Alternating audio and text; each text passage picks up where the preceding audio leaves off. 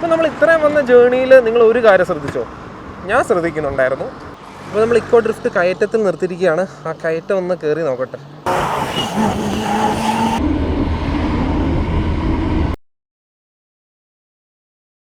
Hello friends, പോക്കുതിനഫിൻ്റെ ഏറ്റവും പുതിയ എപ്പിസോഡിലേക്ക് സ്വാഗതം.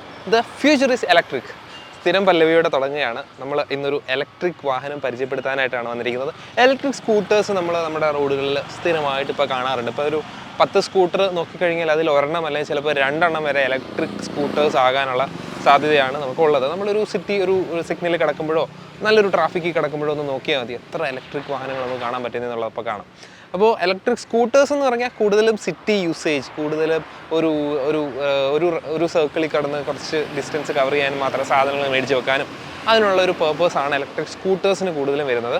പക്ഷേ ഒരു സ്കൂട്ടർ കൊണ്ട് ലോങ് പോകണമെങ്കിൽ കുറച്ച് ബുദ്ധിമുട്ടായിരിക്കും. കാരണം നടുവിന് വേദന വരാം, നമ്മുടെ ബോഡിക്ക് അത്ര അതിൻ്റെ പൊസിഷനിങ് പെർഫെക്റ്റ് ആവണമെന്നില്ല. അപ്പം അങ്ങനെയുള്ളവർക്ക് ഇലക്ട്രിക് ബൈക്കിലോട്ട് പോകാം. അപ്പം ഇലക്ട്രിക് ബൈക്ക് എന്ന് പറയുന്നത് ലോങ് ജേണിക്ക് വേണ്ടിയിട്ട് നമുക്ക് പ്രിഫർ ചെയ്യാൻ പറ്റുന്ന ഒരു കാര്യമാണ്. ലോങ് എന്ന് പറഞ്ഞാൽ ഒത്തിരി ലോങ് അല്ല നമ്മൾ പറയുന്നത്, ലോങ് പോകുന്നവരുണ്ട്. പറയുന്ന ഒരു 10-60 കിലോമീറ്റർ ക്രൂസ് ചെയ്യാൻ പറ്റുന്ന രീതിയിലുള്ളൊരു ബൈക്ക്, അതാണ് നമ്മൾ പറയുന്നത്. അപ്പം അത്തരത്തിൽ ക്രൂസ് ചെയ്യാൻ പറ്റിയ 1 സൈഡ് 60 എന്ന് പറയുമ്പോൾ 2 സൈഡ് 120 വരും. പക്ഷേ 120 അല്ല, 170 കിലോമീറ്റേഴ്സ് റേഞ്ച് ഓഫർ ചെയ്യുന്ന ഒരു ഇലക്ട്രിക് ബൈക്കുമായിട്ടാണ് നമ്മുടെ ഇന്നത്തെ വീഡിയോ. പ്യോ ഇവിയുടെ എക്കോ ഡ്രിഫ്റ്റ് എന്ന് പറയുന്ന ഈ ഒരു ഇലക്ട്രിക് ബൈക്ക് ആണ് ഇന്ന് നമ്മൾ പരിചയപ്പെടുത്താൻ പോകുന്നത്.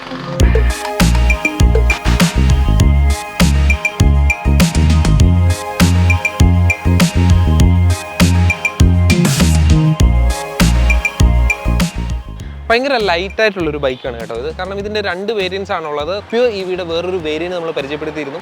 ഇത് അതിനെ കമ്പയർ ചെയ്ത് നോക്കുമ്പോൾ കുറച്ചുകൂടെ വെയിറ്റ് കുറവാണ്. 105 കിലോ മാത്രമാണ് ഇതിൻ്റെ വെയിറ്റ് വന്നിരിക്കുന്നത്.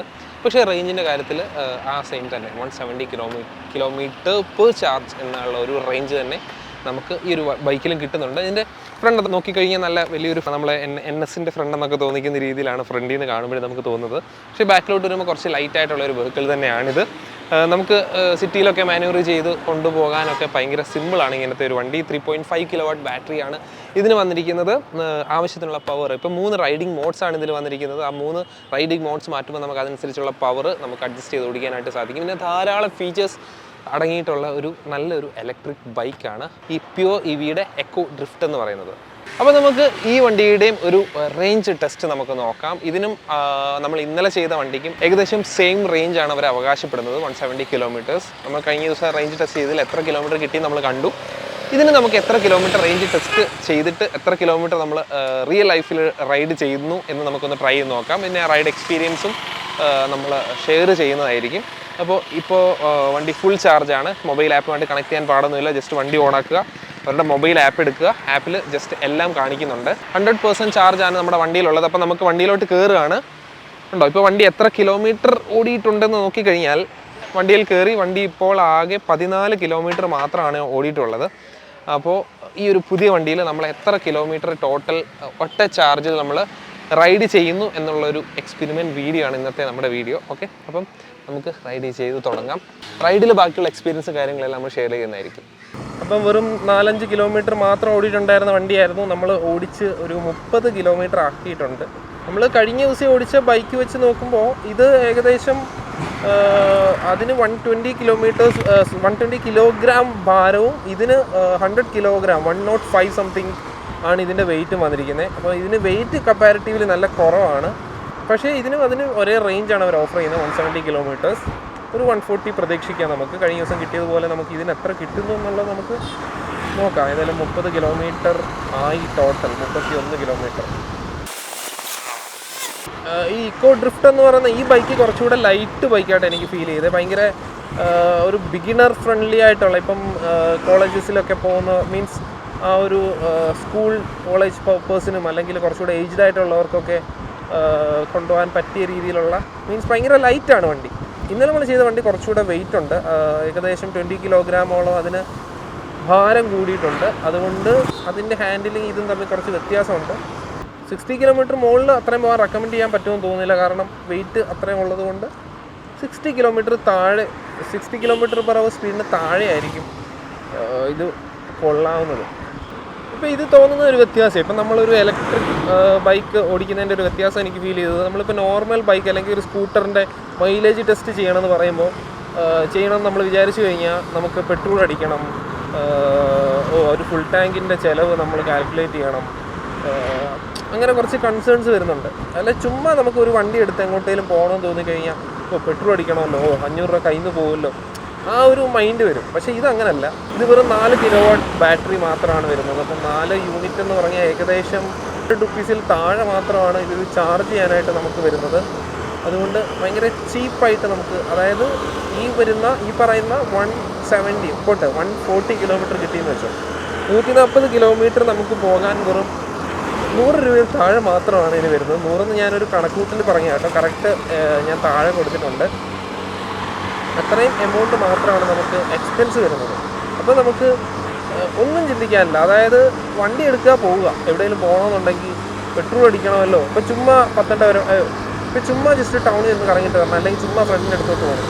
നമ്മൾ പെട്രോളിനെ പറ്റി ചിന്തിക്കുകയില്ല, നേരെ വണ്ടി എടുക്കുക, പോവുക എന്നുള്ളതാണ്. കാരണം വളരെ ചീപ്പായിട്ട് നമുക്ക് ഒരു വണ്ടി യൂസ് ചെയ്യാൻ പറ്റുമെങ്കിൽ ഭയങ്കരമല്ലേ. ഇപ്പോൾ ഇതിനാകെ മാറേണ്ട ടയറായിരിക്കും, അല്ലെങ്കിൽ ബ്രേക്ക് പാഡ്സ് ആയിരിക്കും.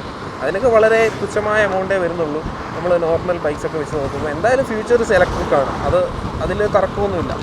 അപ്പോൾ ആ ഇലക്ട്രിക് ഫെസിലിറ്റീസിൻ്റെ പ്രയോജനം മാക്സിമം നമ്മൾ മുതലാക്കുക എന്നുള്ളതാണ് എനിക്ക് ഫീൽ ചെയ്തിട്ടുള്ളത്. നമുക്ക് എത്ര വേണേൽ യാത്ര ചെയ്യാം, ഫ്യൂവലിനെ പറ്റി ഒരു ടെൻഷനും വേണ്ട. നമുക്ക് നല്ല രീതിയിൽ എത്ര വേണേൽ യാത്ര ചെയ്യാനുള്ള ഒരു സൗകര്യമാണ് ഇങ്ങനെയുള്ള വണ്ടികൾ എടുത്തു കഴിഞ്ഞാൽ നമുക്ക് കിട്ടുന്നത്. പിന്നെ അത്യാവശ്യം ടെൻഷൻ ഫ്രീ ആണ് എന്നാണ് എനിക്ക് തോന്നുന്നത്. കാരണം ഇടയ്ക്കിപ്പം നമുക്ക് നോർമൽ ബൈക്ക് യൂസ് ചെയ്യുമ്പം നമുക്ക് എന്തെങ്കിലും ചെറിയ ഇഷ്യൂസ്, ചെയിനിന് കംപ്ലയിൻറ്റ് വരാം, അല്ലെങ്കിൽ അകത്തെ കമ്പോണൻസ്, ഇലക്ട്രോണിക് കമ്പോണൻസിന് കംപ്ലയിൻറ്റ് വരാം. ഇതിനങ്ങനെ വന്നേക്കാം, ഒരിക്കലും വരില്ല എന്നല്ല പറയുന്നത്. കമ്പാരിറ്റീവ്ലി അതിനെക്കാട്ടിൽ മെയിൻ്റെനൻസ് ഫ്രീ ആയിരിക്കും ഇങ്ങനത്തെ ഉള്ള വണ്ടികൾ, മെയിൻ്റെനൻസ് കുറവായിരിക്കും. നമ്മൾ റീസെൻ്റ്ലി ചെയ്ത ഒരു മോസ്റ്റ് എക്സ്പെൻസീവ് ഇലക്ട്രിക് കാറാണ്, one of the most expensive electric കാർസാണ് BMW i7 എന്ന് പറയുന്നത്. അപ്പോൾ അതിൻ്റെ മെയിൻ്റെനൻസ് കോസ്റ്റ് നമ്മൾ കേട്ടില്ലേ, 2,30,00,000 രൂപയ്ക്ക് മേടിച്ച വണ്ടി 1,500 രൂപ മാത്രമാണ് ഇതിൻ്റെ സർവീസ് കോസ്റ്റ് വരുന്നത്. അപ്പോൾ ഓർത്ത് നോക്കിയേ, എന്ത് കുറവാണ് അതിൻ്റെ സർവീസ് കോസ്റ്റുകളെന്നൊക്കെ. അപ്പോൾ അതുപോലുള്ള ചെറിയ തുച്ഛമായ സർവീസ് കോസ്റ്റുകൾ അന്ന് റിവോൾട്ടിൻ്റെ ഞാൻ കറക്റ്റ് ഓർക്കുന്നില്ല, നമ്മൾ മറ്റ് ചെയ്ത വണ്ടികളുടെ ഓർക്കുന്നില്ല. ഇതിനൊക്കെ വെറും വളരെ തുച്ഛമായ എമൗണ്ട് മാത്രമേ സർവീസ് കോസ്റ്റുകൾ വരാറുള്ളൂ. ഒരു ഡിഫൻഡർ വരുന്നു, ഡിഫൻഡർ ഒന്നും ഒരു പഞ്ഞോ ഇല്ലല്ലോ ഇപ്പോൾ. എനിക്ക് തോന്നുന്നു കേരളത്തിലാണെന്ന് തോന്നുന്നു ഏറ്റവും കൂടുതൽ. ഇന്ത്യയിൽ ഡിഫൻഡർ ഇറങ്ങുന്നത് കേരളത്തിലാണെന്ന് തോന്നുന്നു, എനിക്ക് അതിനെപ്പറ്റി അറിയില്ല. അപ്പോൾ നമ്മൾ ഇത്രയും വന്ന ജേർണിയിൽ നിങ്ങൾ ഒരു കാര്യം ശ്രദ്ധിച്ചോ? ഞാൻ ശ്രദ്ധിക്കുന്നുണ്ടായിരുന്നു. അതായത് നമ്മൾ ടൗണിൽ കൂടെ പോകുമ്പം ഒരു ഏതർ പോകുന്നു. ടൗണിൽ കൂടെ പോകുമ്പം ഒരു 10 വണ്ടി നോക്കിക്കഴിഞ്ഞാൽ അതിൽ ഒരു വണ്ടി എന്തായാലും ഏതറായിരിക്കും. 10ൽ 1 എന്ന് പറയുന്നത് ചെറിയൊരു റേഷ്യോ അല്ല, വളരെ കൂടുതലാണ്. 10ൽ 1, അതായത് വളരെ റീസെൻ്റ്ലി സ്റ്റാർട്ട് ചെയ്ത അല്ലെങ്കിൽ റീസെൻ്റ്ലി പോപ്പുലർ ആയിട്ടുള്ളൊരു ടെക്നോളജി ആളുകൾ ഇത്ര പെട്ടെന്ന് അഡാപ്റ്റ് ചെയ്തു എന്ന് പറയുമ്പോൾ അതൊരു വലിയൊരു കാര്യം തന്നെയാണ്. 10ൽ 1 എന്ന് പറയുന്നത് വലിയൊരു റേഷ്യോ തന്നെയാണ്. ഓക്കെ, നമ്മൾ ഒത്തിരി പറയുന്നില്ല. 37 കിലോമീറ്റേഴ്സാണ് ആയത്. ഇപ്പോൾ നമ്മൾ എക്കോ ഡ്രിഫ്റ്റിൻ്റെ ബാറ്ററി പെർസെൻറ്റേജ് ആണ് നോക്കാൻ പോകുന്നത്. അപ്പോൾ നമുക്ക് എത്ര ബാക്കി ബാലൻസ് ഉണ്ടെന്ന് നമുക്ക് നോക്കാം, എത്ര ബാറ്ററി ബാക്കി ഉണ്ടെന്ന് നമുക്ക് കാണാം. ഇതിന് ഏകദേശം 80% അടുത്ത് ബാലൻസ് കിടപ്പുണ്ട്. അപ്പോൾ നമുക്ക് ബാക്കി റൈഡ് ചെയ്യാം. ഓക്കെ,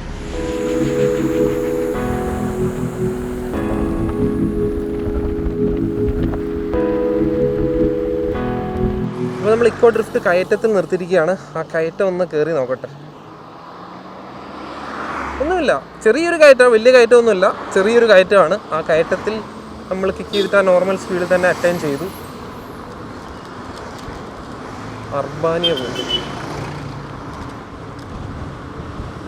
കണ്ടോ, നമ്മൾ നോർമൽ സ്പീഡിൽ തന്നെയായി. നമ്മൾ ഒരു ഫ്ലാറ്റ് സഫസി ഓടിക്കുന്ന പോലുള്ളൊരു സ്പീഡ് ഗെയിൻ ചെയ്യാൻ നമുക്ക് പറ്റി. 40 km/h സ്പീഡ് നമുക്ക് പെട്ടെന്ന് തന്നെ എത്താൻ പറ്റി.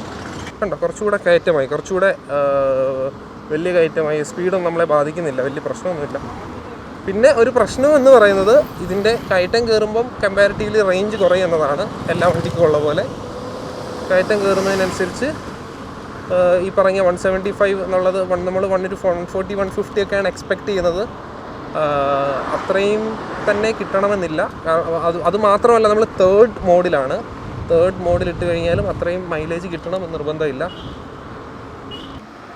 നമ്മൾ താമരശ്ശേരി ചുരത്തിൻ്റെ ആ റൂട്ടിലോട്ടാണ് പൊയ്ക്കൊണ്ടിരിക്കുന്നത്. കണ്ടോ ചുരമൊക്കെ കണ്ടില്ലേ? എന്ത് അതിഭീകരമായ റോഡുകളൊക്കെയാണ് പണിഞ്ഞ് വെച്ചേക്കുന്നത് അല്ലേ? ഒരു അത്ഭുതം തന്നെയാണ് ഇതൊക്കെ.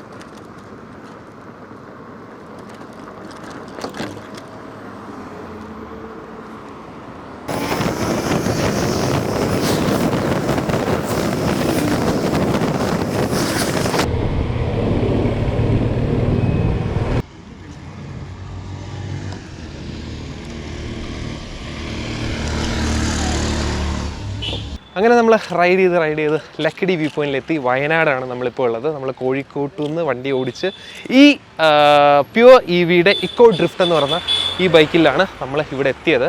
നമ്മൾ കോഴിക്കോട്ടു നിന്ന് 100% ബാറ്ററി ചാർജ് ആക്കിയിട്ടാണ് നമ്മൾ റൈഡ് സ്റ്റാർട്ട് ചെയ്തത്. അപ്പോൾ നമുക്ക് ഇവിടെ എത്തിയപ്പോൾ എത്ര ബാറ്ററി പെർസെൻറ്റേജ് ബാക്കിയുണ്ടെന്ന് നോക്കാം. അവിടുന്ന് നല്ല ഡിസ്റ്റൻസ് ഉണ്ട്.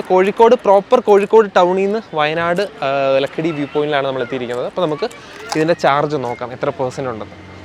അതുകൊണ്ട് മൊബൈൽ ആപ്പ് നമ്മൾ ഓൺ ആക്കിയിട്ടുണ്ട്. കണ്ടോ 52% ചാർജാണ് നമുക്കിപ്പോൾ ബാലൻസ് ഉള്ളത്. 60+ കിലോമീറ്റേഴ്സ് നമ്മൾ കവർ ചെയ്തിട്ടുണ്ട്. അത്രയും അതും ഹിൽ ഏരിയ ആണ് നമ്മൾ കവർ ചെയ്തിരിക്കുന്നത്. തേർഡ് ഈ മോഡിലാണ് നമ്മൾ ഇട്ടിരിക്കുന്നത്. ഹൈ പവർ മോഡാണ്. അപ്പോൾ നമുക്ക് റേഞ്ച് കിട്ടില്ല. അതുപോലെ തന്നെ കയറ്റമായതുകൊണ്ട് തന്നെ റേഞ്ച് കുറവാണ്. എന്നിട്ടും 52% നമുക്ക് ലെഫ്റ്റാണ്. ഇതുകൊണ്ട് വേണം നമുക്കിനി തിരിച്ച് കോഴിക്കോട് എത്താൻ. നമ്മൾ വയനാട് എത്തിയിട്ട് തിരിച്ച് കോഴിക്കോട് എത്താൻ. അപ്പോൾ അവിടെ എത്തുമ്പോഴത്തേക്ക് നമ്മുടെ റേഞ്ച് എത്ര ബാക്കിയുണ്ടെന്ന് നമുക്ക് കാണിക്കാം. ഓക്കെ, അപ്പം നല്ല വ്യൂ ഒക്കെ ഞങ്ങളൊന്ന് കണ്ടോട്ടെ.